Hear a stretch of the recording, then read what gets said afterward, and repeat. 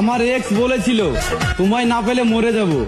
খানকি মাগি এখনো বেঁচে আছে অন্যের বাড়া নিয়ে।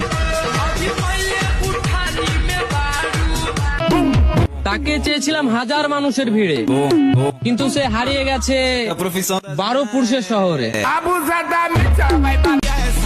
দেখবেন রাস্তায় যখন একটা ছোট গর্ত থাকে তখন সব গাড়িগুলো সেই গর্তের উপর দিয়ে চলাচল শুরু করে, আর গর্তটা যখন আস্তে আস্তে বড় হয়ে যায় তখন সেসব গাড়িগুলো গর্তটাকে এড়িয়ে চলে।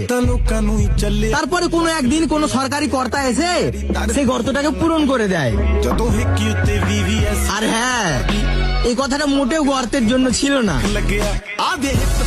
কিছু কিছু মেয়ে আছে, তাদের চলাফেরা দেখলে মনে হয় তারা অনেক বড় সেলিব্রিটি, কিন্তু না, তাদেরকে আমরা কবির ভাষায় খানকি মাগি বলি।